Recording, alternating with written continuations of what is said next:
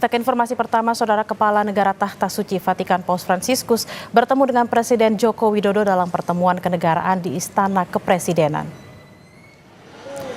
Presiden Joko Widodo menyambut langsung Kepala Negara Tahta Suci Vatikan sekaligus pemimpin tertinggi Gereja Katolik sedunia Paus Fransiskus di Istana Kepresidenan. Presiden dan Paus Fransiskus kemudian berjalan beriringan untuk berdialog di beranda.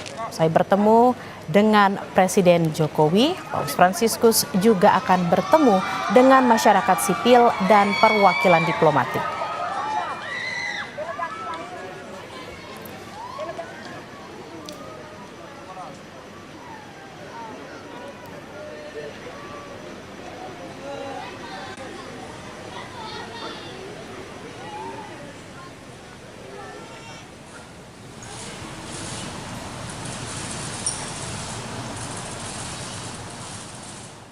Dalam pidatonya di Istana Negara, Saudara, Kepala Negara Vatikan Paus Fransiskus menyampaikan kekagumannya terhadap Indonesia.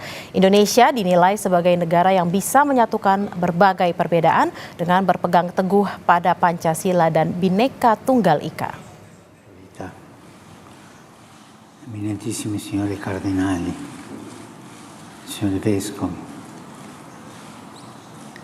illustri rappresentanti delle società religiose, dei gruppi religiosi, di diverse religioni, illustri rappresentanti della società civile, membri del corpo diplomatico.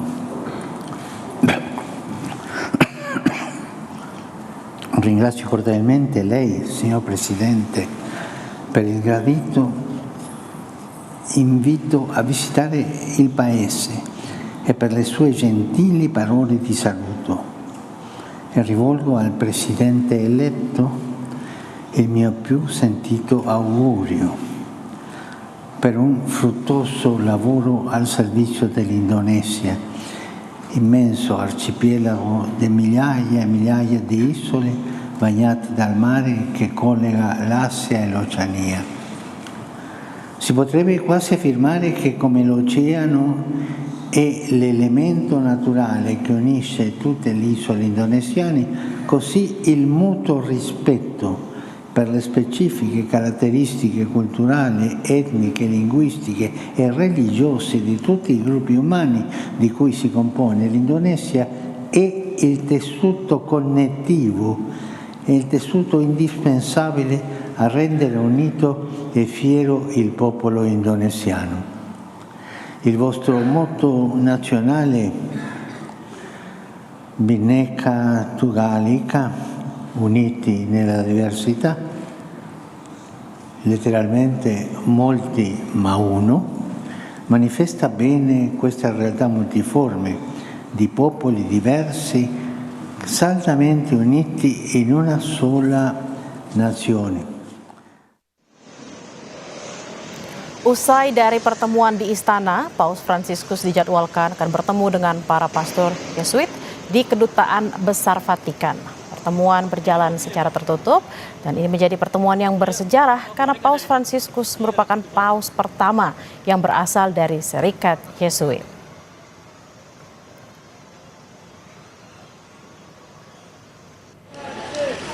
Lebih lengkap tentang pertemuan kenegaraan Paus Fransiskus dengan Presiden Joko Widodo dan agenda Paus Fransiskus pada hari ini, kita akan tanyakan langsung pada dua rekan jurnalis Kompas TV, ada Dipo Nurbahagia di Istana Merdeka dan Fedriska Ananda di Kedutaan Besar Vatikan Jakarta. Kita akan ke Dipo terlebih dahulu. Dipo, Paus Fransiskus dan juga Presiden Joko Widodo tadi sudah menyampaikan pidato kenegaraan. Apa poin-poin penting dari pidato kedua pemimpin negara ini?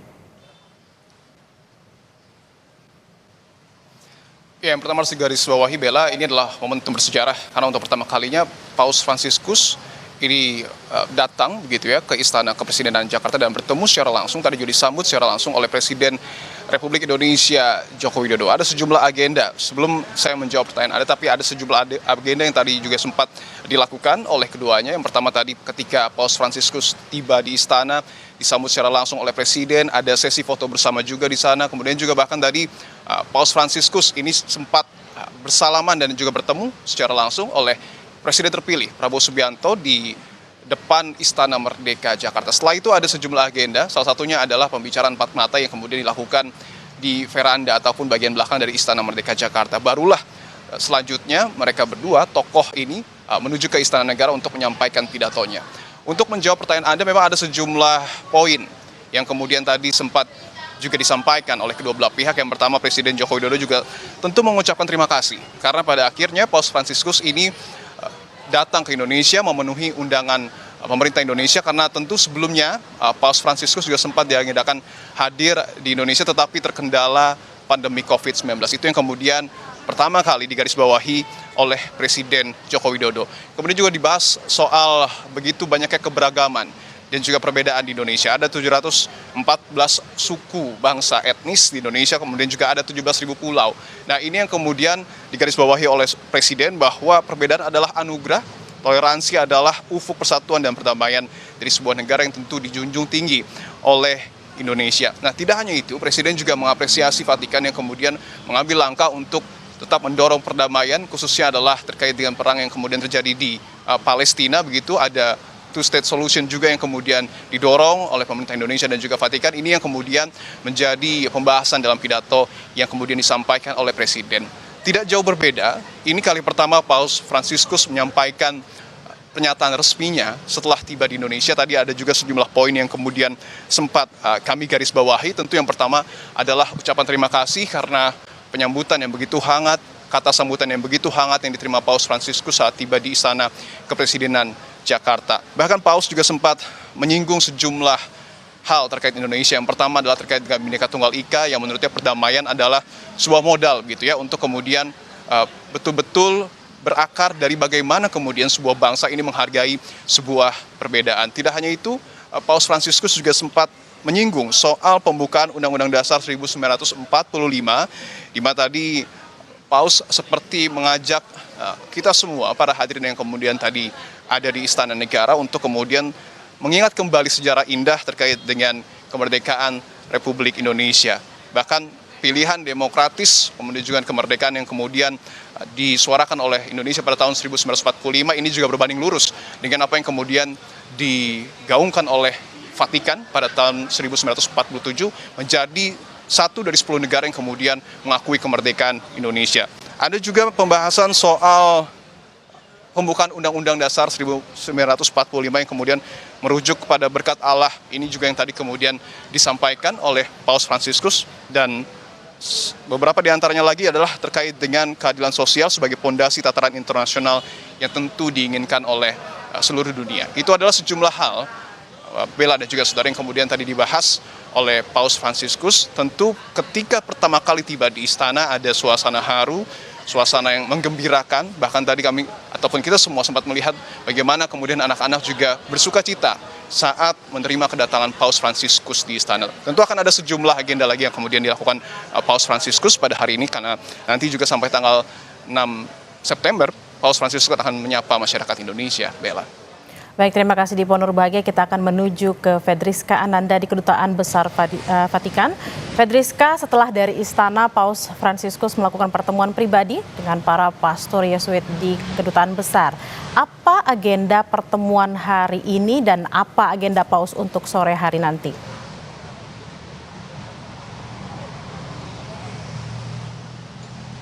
Ya, selamat siang Bella dan juga saudara. Setelah melakukan pertemuan dengan Presiden Joko Widodo, pimpinan tertinggi dari Gereja Katolik, Paus Fransiskus tadi baru saja kembali ke Kedutaan Besar Vatikan yang tepat berada di Jalan Medan Merdeka Gambir untuk melakukan pertemuan dengan anggota Serikat Yesus di ruangan Apostolik Nusantara ataupun di dalam gedung dari Kedutaan Besar Vatikan di Indonesia, di mana pertemuan ini berjalan tertutup dan bahkan kami pun yang memiliki ID tidak bisa juga mengikuti jalannya pertemuan ini karena memang ini pertemuan antar para imam ataupun tokoh Katolik di Indonesia.